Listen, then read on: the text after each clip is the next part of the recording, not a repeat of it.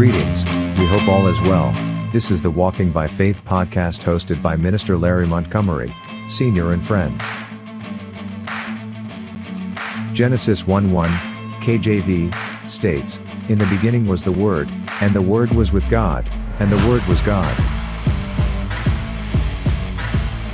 And 2 Corinthians 5:7, KJV, states, "For we walk by faith, not by sight." While Romans 10:17, KJV, says, "So then faith cometh by hearing, and hearing by the word of God." Which brings us to Hosea 4:6, KJV, that states, "My people are destroyed for lack of knowledge." Welcome to another episode of the Walking by Faith podcast. I am your host, Minister Larry Montgomery, Sr. The sole purpose of this podcast is to present candid discussions about various words that are found in the Bible with an eye towards defining in the context of these troubled times, along with clarity, insight, commentary, and hopefully some revelation to interested listeners. This podcast is a presentation of the Montgomery Media Group.tv and can be found on most podcast platforms. Video presentations are available on YouTube, the African American Shopping Network channel. This show is sponsored by www.theauthor'scorner.online. Please like us and follow us on Facebook.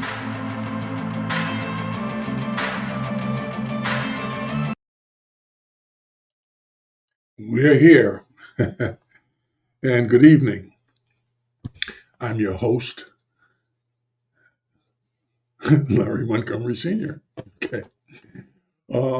This week is part 3, the final part of our discussion on an article that was posted on MSN's platform on the 12th, entitled 9 Bible Verses That Are Disturbing.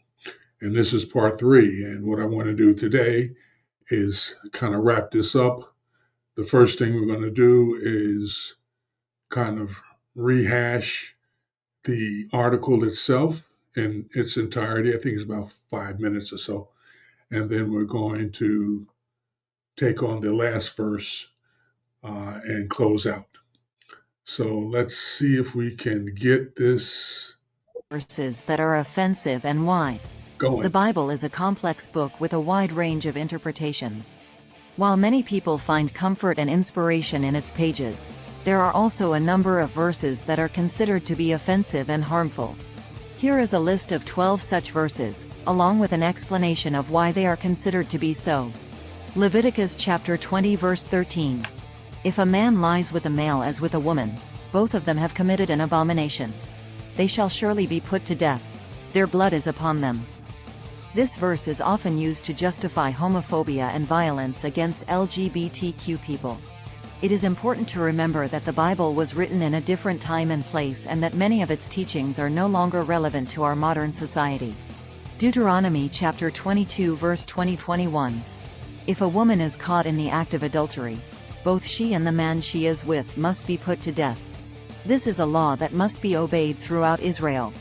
If a man seduces a virgin who is not engaged, he must pay the girl's father 50 pieces of silver and marry her. This verse is deeply offensive to women, as it suggests that they are less valuable than men and that their lives are worth less. It also promotes the idea that women are property to be owned by men. Numbers chapter 31 verse 17-18. Now kill all the boys, and kill every woman who is no longer a virgin.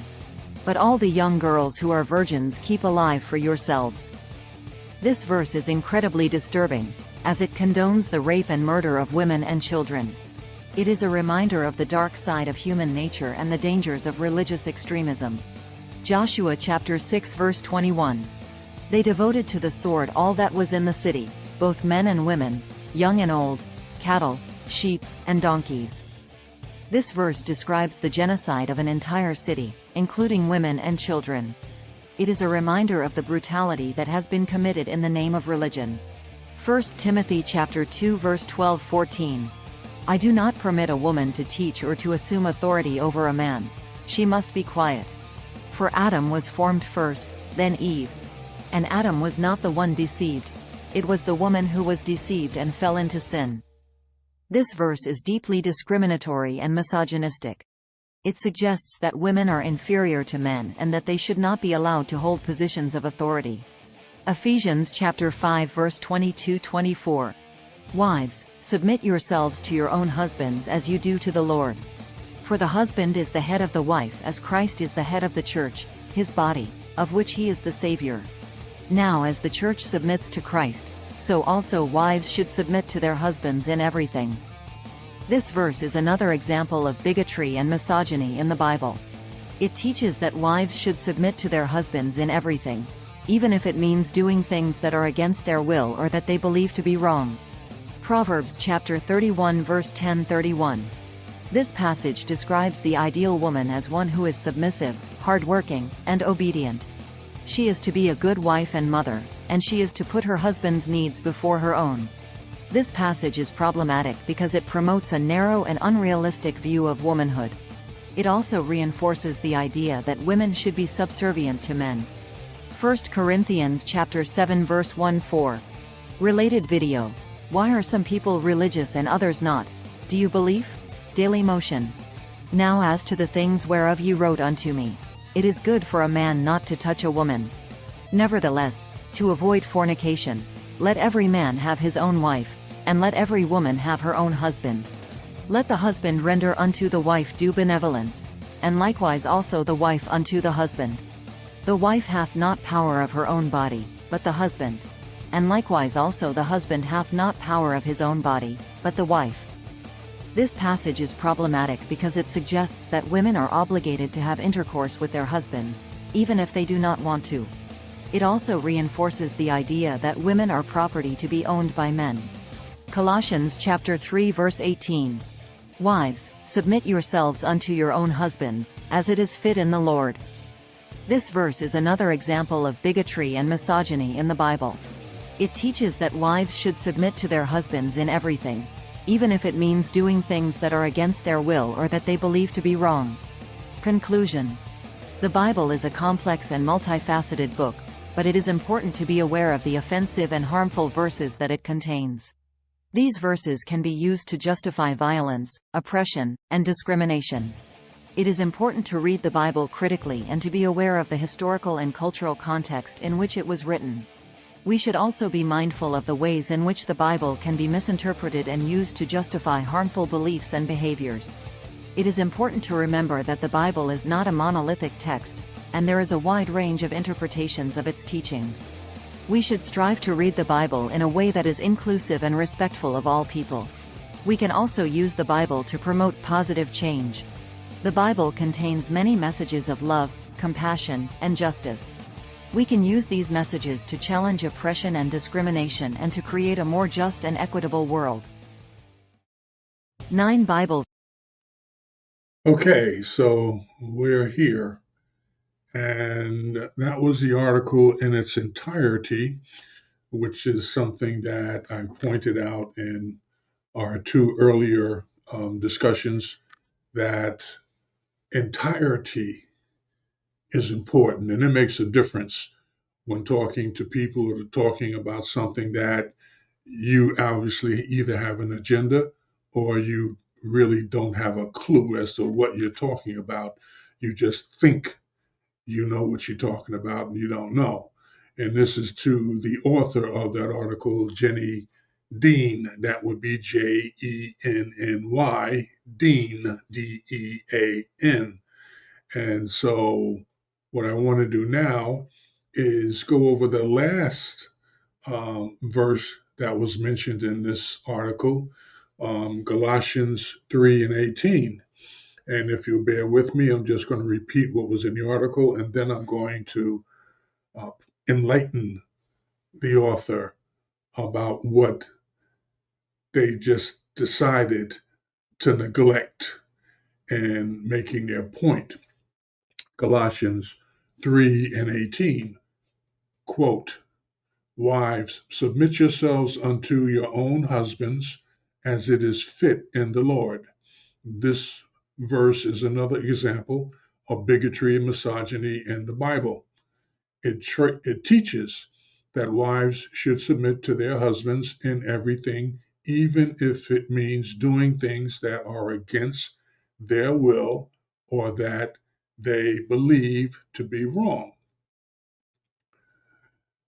This concern is a recurring theme in the original article as posted on the MSN platform the other day.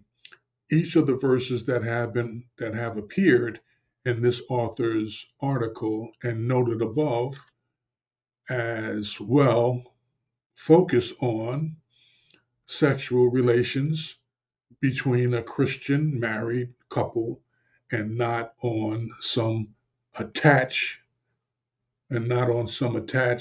on a underlying social or cultural design.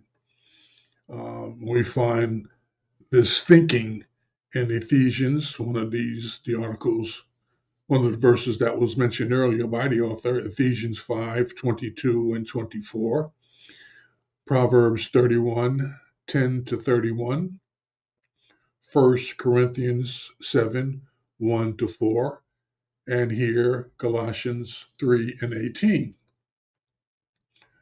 And so let's read one second here. Let's read the actual full text of Galatians. Verse 18. Wives, submit yourselves unto your own husbands, as it is fit in the Lord. 19. Husbands, love your wives, and be not bitter against them. 20. Children, obey your parents in all things, for this is well-pleasing unto the Lord. 21. Fathers, provoke not your children to anger, lest they be discouraged. 22. Servants, obey in all things your masters according to the flesh, not with eye service as men pleasers, but in singleness of heart, fearing God. And 23. And whatsoever ye do, do it heartily as to the Lord and not unto men. The author, Jenny Dean, points out that the passage, and that passage is again, I'm just going to get up here and make sure I got it right, Galatians 3:18. That is, okay, that's the spit it out. That's the passage we're talking about. Teaches that wives should submit to their husbands in everything. That is exactly what God commanded. Wives, submit yourselves unto your husbands as it is fit in the Lord. So you're not submitting yourself randomly to whatever whim came to your husband's mind. You're submitting yourself because it is your commitment. You agreed to marry him based on whatever, and we've talked about this before. Christians should know about marriage before they marry. Okay? If you are a Christian and you don't know, that's another story. But the point here, exactly what God is commanding, wives, submit yourselves unto your own husbands, not somebody else's, as it is fit in the Lord. And it says in the same breath that, and this is from verse 19 again, husbands, love your wives and be not bitter against them. If you are a woman and disagree with what God has designed to be marriage, then don't get married. Just live together or do a drive-by when it's convenient. But if you want to be married as God has deemed it, then accept what counts as the rules of marriage. I don't see anything wrong with that since it is fair and for the good of the marriage and both of those involved. In the full context of the passage, I don't see where a problem could exist. Yet the author, Jenny Dean, goes on to assume that even if it means doing things that are against their will, and talk about the wife, or that they believe to be wrong, talking about what the wife believes, whose will are we talking about? In the marriage, the two, a man and a woman, come together as one. Two. This separate thinking is not really going to help a marriage. You can think differently, but then you discuss those thoughts and those concerns together, and you come to an understanding that both of you should agree to. Okay? That doesn't mean that the husband's always right. That doesn't mean that the wife is always wrong. That just means that we have come together as one and we deal with issues as one, not as two separate factions. This whole thing about womanhood and all this here, that's some foolishness that I don't know who came up with it but the devil, because we're one, husband and wife, married, a couple, married. Talking about Christians. The other religions I don't know anything about, can't talk about it. Where am I? Yeah. If there ever becomes individual wills and they collide, then dissolve the marriage. However, if you do not want to dissolve the marriage, seek counseling, or better yet, go to God. He designed it. Go ask Him together as Christians. That's what you're supposed to do. Okay? Now, here I have something that I want to close out with because, and it will take a couple of minutes to go through, but I think it addresses each of the concerns as they were put forth by this author, Jenny Dean. Okay, it comes across, the whole article comes across as an agenda for womanhood in this modern society, and there is no modern society. We have evolved to this in our own thinking. God already decided and designed what He wanted to happen here. He created man and woman to His glory, not to their glory, not to the government's glory, not to America's glory, but to His glory. And if we followed what He would have us to do, we would be the kind of creation that He would be happy with. I don't know anyone who created anything except Him, who in our own minds created something and created it so that they would have a headache. Okay? They created it so it could please them. All right? Let me get into this last article. Wives, one second, because it's about to get hot up in here. And I don't think I'm going to say anything that you can't agree with. But I do think that everything that author Jenny Dean said was something that I totally disagree with. Wives must submit to their husbands as is fitting in the Lord. If there are no questions, we can all go home now.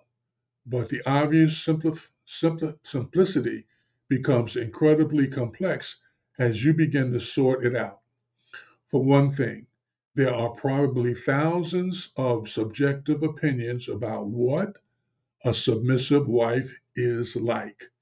Many think of the Archie and Edith Bunker model, where the husband rules the roost by barking orders at his half-witted slave of a wife. A husband once complained to me that his wife wasn't submissive. I asked him what he thought that meant. He snapped.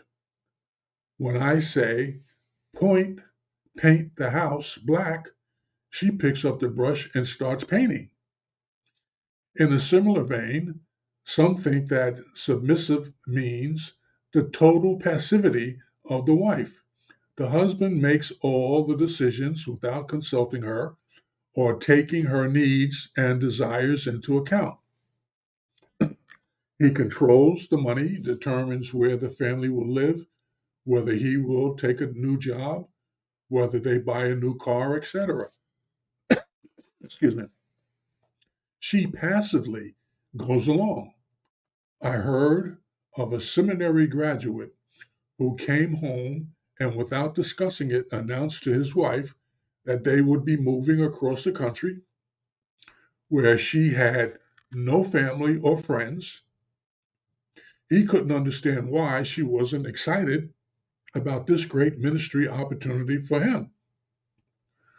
Others think that submission means that the wife should take care of all the household chores, cooking, cleaning, shopping, and dealing with the kids while the husband works, brings home the paycheck, and watches sports on TV. On the opposite side, many Christians now embrace egalitarianism. They claim that there are no distinctive roles for men and women in marriage or in the church. There should be mutual submission with no one exercising final authority. They argue that the biblical commands for wives to be subject to their husbands were culturally determined. I guess God only showed up when it was all about Israel. Okay. Not because what he created was acting a fool. Okay. Paul told wives to be subject to their husbands in that male dominated culture so that the truth of the equality of the sexes would not interfere with the gospel. But now that we live in a more egalitarian age, we should cast off all gender-based role distinctions. And so I'm just kind of ad-libbing as I go along here. Paul told wives to be subject to their husbands in that male-dominated culture, so that the truth of the equality of the sexes would not interfere with the gospel. Let me understand that. And I'm breaking away from the article for a moment. God created man first and then the woman. Do we think that God created everything and anything one, I'll do this, I'll do that, I'll do that, as opposed to the reality of it, he could do it all at one shot. So the difference between he created Adam for his will. Then, because he saw that Adam was lonely, he created Eve. He didn't have to create Eve. He didn't have to create woman because he's the creator. It's for his pleasure, not yours, not Adam's. And then he told Adam what not to do. Adam told her, and then what? She went and did what she wanted to do. And what happened? We all got, and we still dealing with it. So this topic of submission wasn't based on creation. It was based on what God wanted this whole thing, how he wanted it all to come together. Even the concept of marriage. Do you think that Adam married Eve? I'm going to let that soak in for a minute there. But I don't remember hearing anything about a preacher to ordain that ceremony, right? So the concept of marriage came at some point afterwards because it was God's will as he saw his creation coming together and doing what it's been doing. Okay? Back to the article. As if the subject were not difficult enough to sort out, we also have widespread wife abuse, and this is now, which is often blamed on teaching wives to be submissive. 1 in 3 women have been the subject of some form of physical violence from an intimate partner. 1 in 5 women have been victims of severe physical violence by an intimate partner. About 1 in 5 instances of domestic violence involves a weapon. These statistics from the some organization, I don't know what it is. If you think that such abuse is rare in the church, you're not in touch with reality. The late Chuck Colson told this story on his Breakpoint radio program 10/20/09. A woman called Marlene went to her pastor for help. My husband is abusing me, she told him. Last week, he knocked me down and kicked me. He broke one of my ribs. Marlene's pastor was sympathetic. He prayed with Marlene, and then he sent her home. Try to be more submissive, he advised. After all, your husband is your spiritual leader, your spiritual head. Let me break for a second. He's your spiritual head. And he said he was your master. He said he's your spiritual head. And he said he was your owner. He said he was your spiritual head. Back to the article. 2 weeks later, Marlene was dead, killed by an abusive husband. Her church could not believe it. Marlene's husband was a Sunday school teacher and a deacon. How could he have done such a thing? Tragically, studies reveal that spousal abuse is just as common within the evangelic churches as anywhere else. This means that about 25% of Christian homes witness abuse of some kind. And the statistics on physical abuse don't include verbal or emotional abuse. So, in light of all these confusing factors, how should we deal with Paul's admonition to wives to submit to their husbands? First, we need to answer the question, what is submission? Submission is to put oneself under another's authority. Let's see if I can get through this part. The Greek word Paul uses here is a military term meaning to put oneself in rank under another. God has ordained the principle of authority and submission in a number of different spheres. Christians are to be subject to civil authorities. Find that in Romans 13:1. Slaves to their masters in Colossians 3:22. Church members to their leaders, 1 Corinthians 16:16. Children to their parents, Colossians 3:20. And wives to their husbands, Ephesians 5:22 and 24, Colossians 3:18, Titus 2:5, and 1 Peter 3:1. Every time the New Testament speaks of the role of wives, the command is the same. Be subject to your husband. We don't like the idea of submission to authority, but before you react against this command, consider some mitigating factors. First, whenever God grants authority, it is always for the blessing, that's BLESSING, and protection of those under authority, and never for the advantage of the ones in authority. Let me read that again. Hold on a second. I'll clear my throat. The devil's getting busy.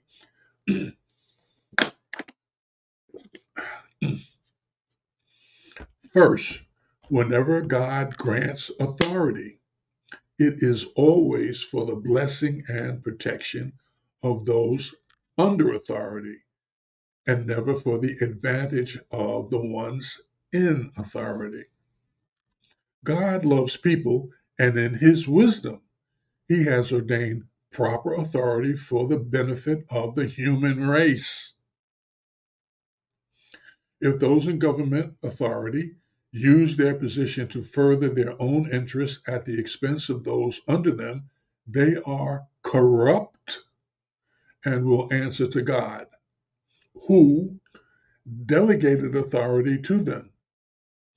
Oh, that would tell me that God is still in control. Okay. Likewise, any husband who uses his authority in the home to lord it over his family for his own advantage is liable before God for abusing his authority. To be an authority does not mean greater perks, but rather greater responsibility and accountability before God.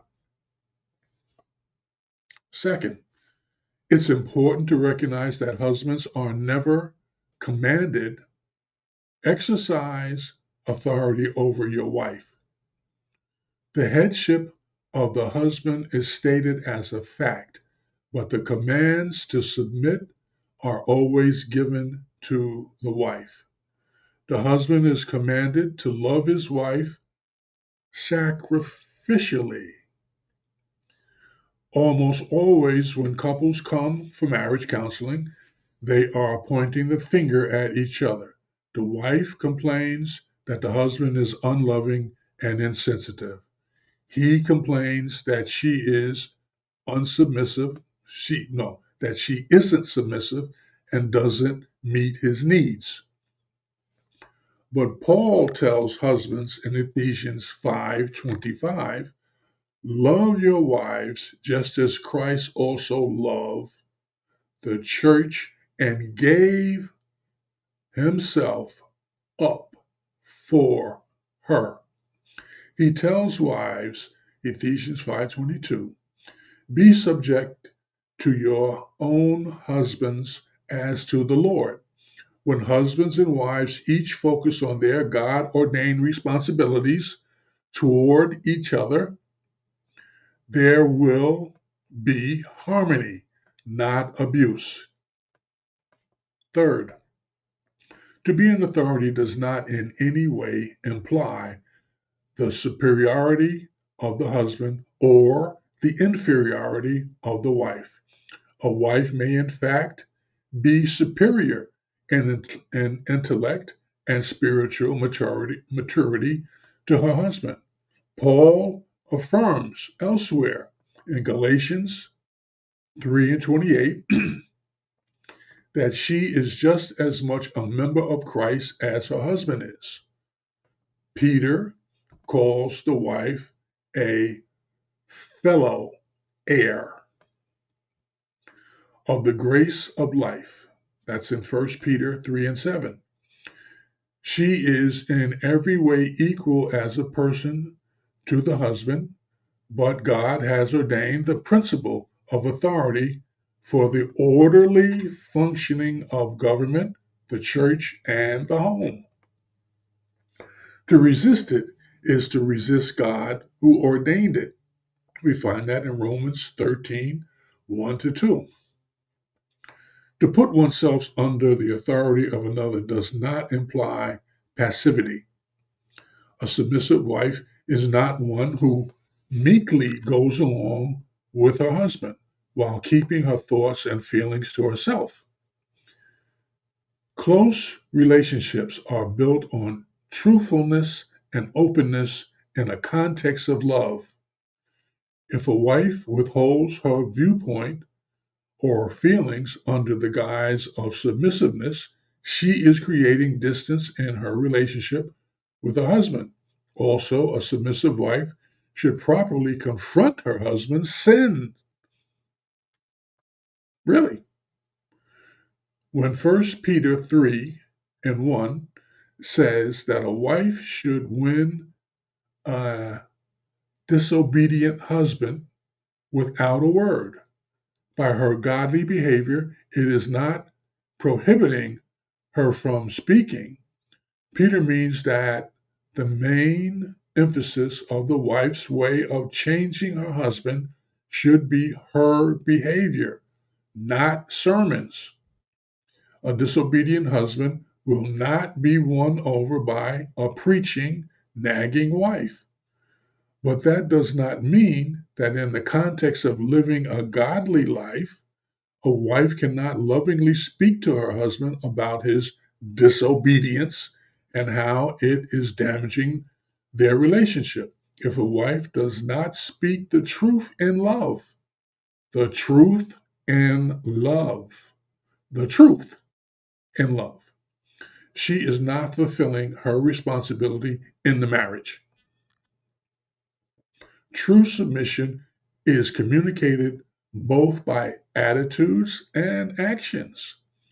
A wife can be strong and even outspoken and yet be submissive in spirit if she respects her husband and backs his leadership even when she disagrees. Or she can be outwardly submissive but inwardly defiant, using deception and manipulation to get her own way. God doesn't want grudging compliance, where a wife says, I'll submit, but I know you're wrong, and I'll never let you forget it. And when it doesn't work out, true submission means that after an open sharing of thinking and feelings with prayer. Wait a minute, what? Prayer? True submission means that after an open sharing of thinking and feelings with prayer, if there is still a disagreement, a wife yields to her husband's authority and seeks to help him in his responsibility to lead under God. So nothing ungodly is going to be acceptable no matter who pushes it forward. You see how that works? It's simple. God didn't make a mistake when he said this. He was outthinking all of us when he said it. But perhaps you're wondering, couldn't the submission of wives just have been a cultural concession on Paul's part, as in the case of slavery? Since the submission of women runs counter to our culture, and I don't know whose culture you're talking about, because the same people who lead in this culture are the same people this whole issue about abusing women is coming from. Think about that. Let me get back here. Okay.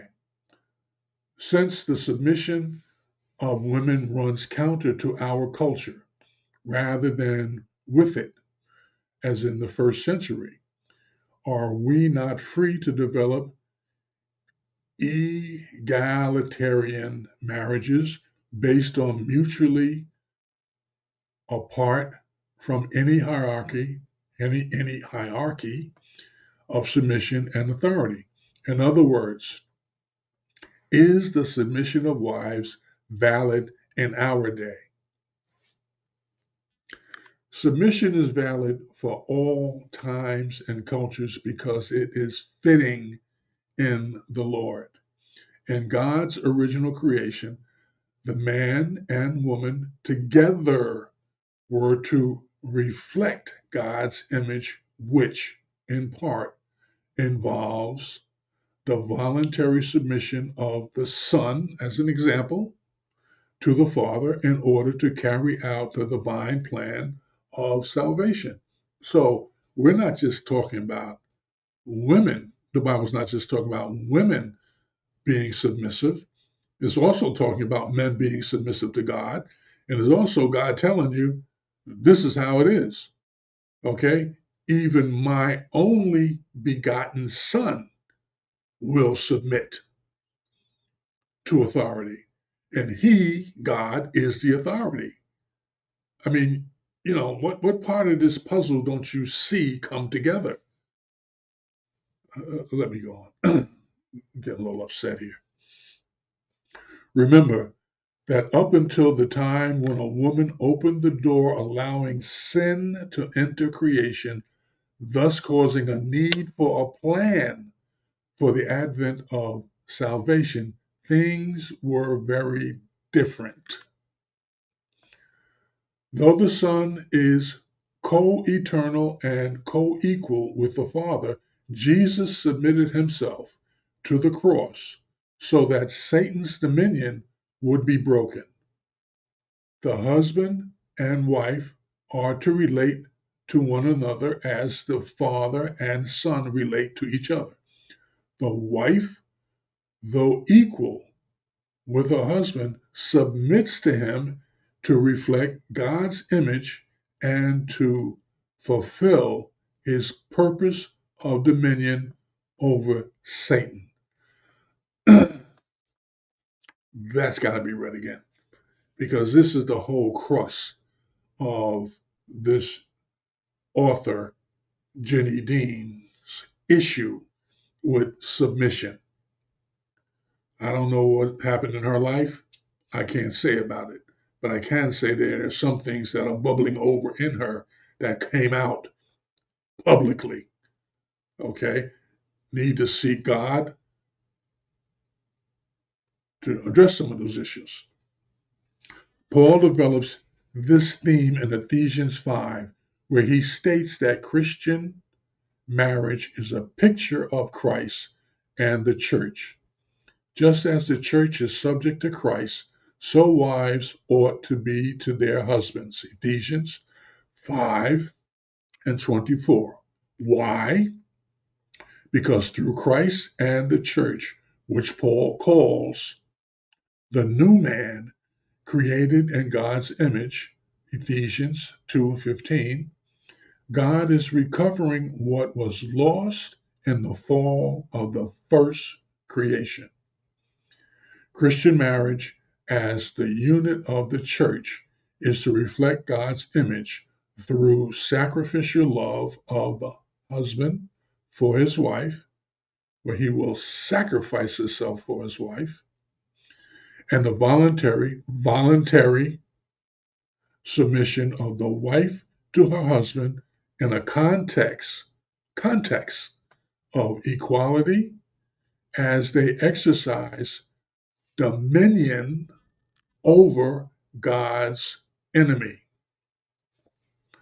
One way that an enemy can defeat its foe is to instill discontent and insurrection among the ranks.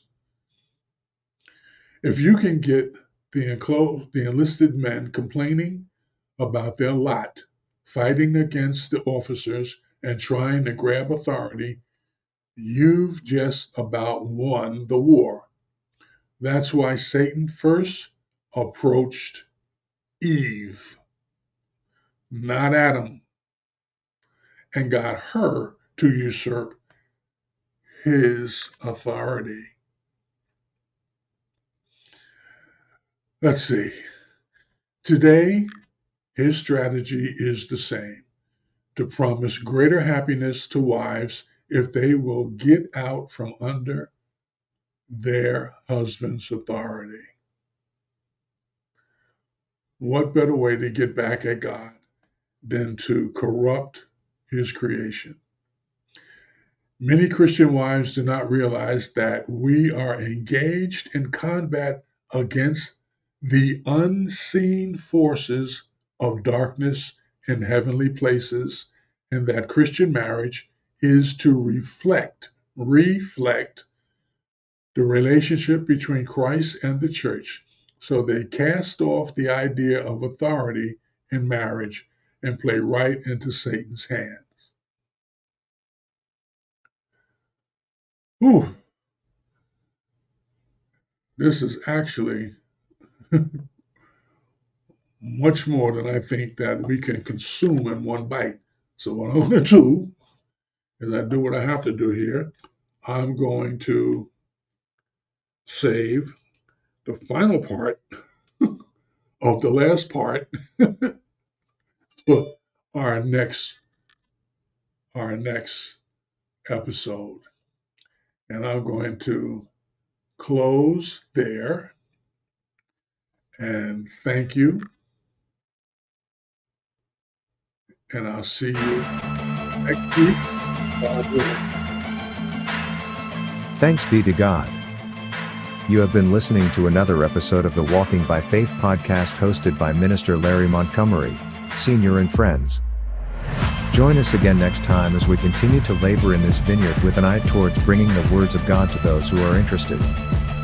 Remember, the sole purpose of this podcast is to present candid discussions about various words that are found in the Bible with an eye towards defining in the context of these troubled times, along with clarity, insight, commentary, and hopefully some revelation to interested listeners. This podcast is a presentation of the Montgomery Media Group.tv and can be found on most podcast platforms. Video presentations are available on YouTube, the African American Shopping Network channel. This show is sponsored by The Author's Corner online. Please like us and follow us on Facebook. May God continue to bless you and yours until next time. God bless.